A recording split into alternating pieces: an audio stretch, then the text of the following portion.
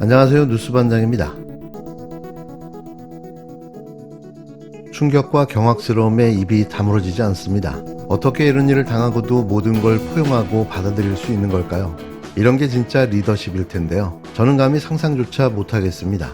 5일 매불쇼에 출연한 이재명 민주당 대표는 지난 2023년 자신의 체포동의안이 국회에서 가결됐을 때 당내 일부 인사와 검찰이 짜고 한 짓이라고 밝히며 이미 다 지난 일이라고 말했습니다. 당시를 설명하며 어떤 식으로든 그 상황을 해결했는지에 대해 소회를 밝혔는데요. 듣는 내내 충격과 소름의 연속이었습니다. 이 대목에서 이 대표의 치밀함과 영리함에 놀라움을 감출 수 없었는데요. 진짜 리더십이 무엇인지, 또 매 순간 정면 돌파로 승부수를 걸어왔던 승부사 이재명의 모습을 유감없이 볼 수 있었습니다. 이런 그의 선택이 당내 수박들을 일소에 일망타진해버린 거죠. 이재명 더불어민주당 대표가 2023년 9월 자신의 체포동의안 가결 과정에서 당내 비명계 인사들이 검찰과 정치적 거래를 했다는 인상을 받았다고 밝혔습니다.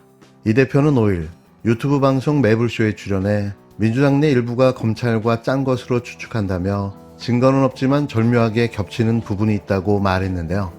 검찰이 수사하는 과정에서 벌인 일, 그 타임 스케줄에 따라서 한 일, 이런 것들하고 당내에서 이렇게 저렇게 움직이면서 나한테 비공식적으로 요구한 거, 협상으로 제시한 거, 이런 걸 맞춰보니까 이미 다 짜고 한 짓이거든요. 민주당에서 뭐 유력한 분이. 그렇게 얘기를 해서 근데 시점도 정해줬단 말이에요. 언제까지. 근데 그게 나중에 보니까 영장 청구 시점하고 딱 거의 맞아떨어져요. 특히 이 대표는 2023년 6월 민주당의 유력한 인사를 만났는데 사법 처리될 거니 당대표를 그만둬라. 그만두지 않으면 일이 생길 것이라는 말을 들었다고 폭로했습니다. 이 대표는 이후 총선 국면에서 벌어진 이른바 비명행사 공천 등과 관련해 폭력적 집단과 암거래하는 집단이 살아남아 있으면 당이 뭐가 되겠냐며 책임을 물어야 민주정당이라고 강조했는데요. 책임을 물어야죠.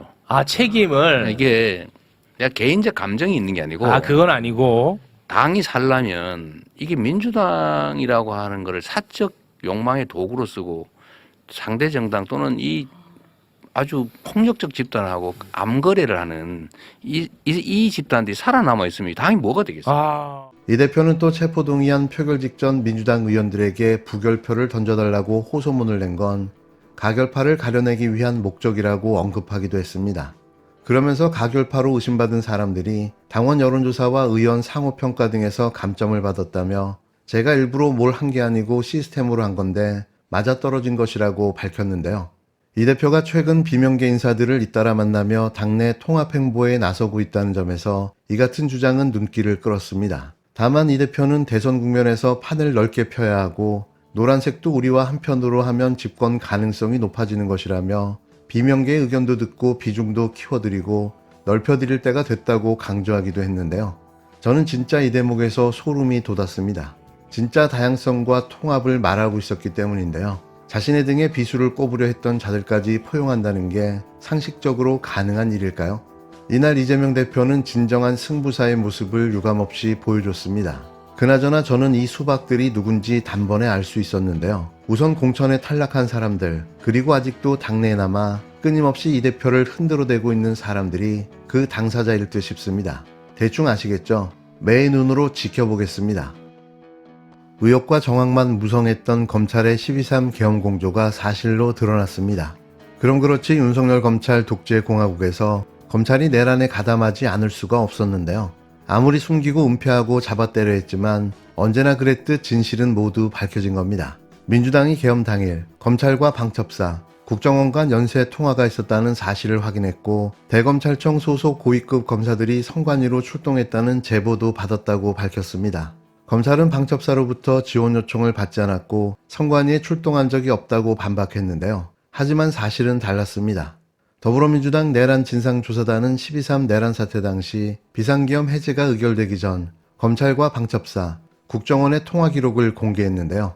12월 4일 00시 37분, 00시 54분 대검 선임 과장과 방첩사 대령, 국정원 처장 사이에 통화 내역을 확인했습니다. 12월 4일 새벽에 대검찰청 과학수사부 고위급 검사 2명이 선관위에 출동했다는 주요 제보를 획득했습니다. 더불어민주당 내란 진상조사단은 검찰과 국정원이 12.3 내란에 직접적인 개입이 있었음을 확보된 자료와 제보를 통해 밝히고자 합니다. 12.3 내란 당일 20시 30분경 여인형 방첩사령관은 정성우 방첩사 1처장에게 선관위에 검찰과 국정원에서 올 거다. 중요한 임무는 검찰과 국정원에서 할 거니 그들을 지원하라라고 지시를 하였고, 이에 정성우 방첩사 1처장은 23시 50분경 방첩사 대령 8명에게 같은 내용의 명령을 하달했다고 합니다. 당시 배석한 방첩사 신원보안실 중령은 이를 꼼꼼히 메모까지 한 바 있고 수사기관에 그대로 제출했다고 합니다. 지난해 12월 4일 0시 37분쯤 부장검사급인 대검찰청 과학수사부 소속 선임과장이 방첩사 대령에게 전화해 1분 22초 동안 통화했고, 해당 방첩사 대령이 같은 날 0시 53분쯤 국정원 과학대응처장에게 전화해 2분 넘게 통화한 사실을 확인했다고 했습니다. 비상계엄 해제 요구안은 이로부터 약 10분 뒤 가결됐는데요. 비상계엄 상황 도중에 대검에서 방첩사, 국정원으로 이어지는 연쇄 통화가 있었다는 겁니다. 민주당은 또 비상계엄 선포 2시간 전인 지난해 12월 3일 저녁 8시 반쯤 여인영 당시 방첩사령관이 정우성 당시 1처장에게 선관위에 검찰과 국정원에서 올 것이라고 말한 것으로 파악됐다고 밝혔는데요. 또 방첩사에 전화한 고위급 간부 등이 중앙선관위로 출동했다는 제보도 있다면서 특검 수사가 필요하다고 강조했습니다. 실제 이 과정에서 검찰이 방첩사나 국정원과 계엄 관련 얘기를 나눴다면 그동안 계엄과 무관했던 걸로 알려졌던 검찰이 어떤 역할을 했는지 밝혀져야 할 것으로 보여지는데요. 검찰은 해당 검사에게 확인해보니 평소 친분이 있는 방첩사 대령에게 사적으로 전화했던 것이라면서 비상계엄 당시 방첩사로부터 지원 요청을 받은 것도 없고 선관위에 출동한 사실도 없다고 해명했습니다. 이 말도 안 되는 해명을 믿어줘야 하는 걸까요? 왜 그 시간, 그 타이밍에 검사가 방첩사 대령에게 사적 전화를 한 걸까요? 이걸 말이라고 하는 걸까요? 검찰의 3차례 이어진 김성훈 경호처 차장 구속영장 반려가 이런 탓이 아니었나 의심해 보는데요. 드러난 통화 내용이 이 정도라면 분명 비화폰을 사용했을 거라는 게 저의 추측입니다. 이러고도 계엄에 검찰이 동조하지 않았다고요? 제가 보기엔 검찰도 내란 중요 임무 종사자로 보입니다. 여인영의 지시와 정성우의 명령 하달 후 12월 4일 0시 37분경 대검찰청 과학수사부 소속 선임과장, 부장검사급입니다. 대검찰청 과학수사부 소속 선임과장, 부장검사급은 방첩사 대령에게 전화를 걸고 약 1분 22초 정도 통화를 하였습니다. 이후 0시 53분경 방첩사 대령은 국가정보원 과학대응처장과 약 2분 2초간 통화하였습니다.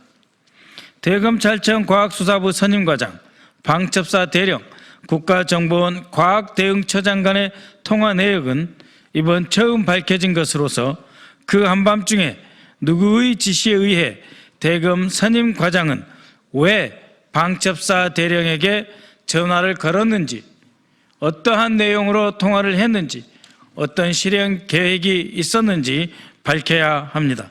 참고로 대검찰청 과학수사부 선임과장은 디지털 포렌식, 거짓말 탐지기, DNA 분석, 사이버 범죄 등을 수사하는 부장검사급 고위검사이고, 국정원 과학대응처장은 국가안보수사국 소속 고위공무원으로서 사이버 전문가로 알려져 있습니다. 무엇보다 선관위로 출동한 고위급 검사 2명 중 1명은 12월 3일 내란 당일 방첩사 대령과 통화한 인원인 대검 과학수사부 선임과장이라고 합니다. 제보 내용이 사실이라면 대검 고위검사는 방첩사 대령과 소통한 후에 과천 선관위로 출동한 것으로 12월 3일 내란 관련 실질적인 검찰 개입이 드러났다고 볼 수 있습니다.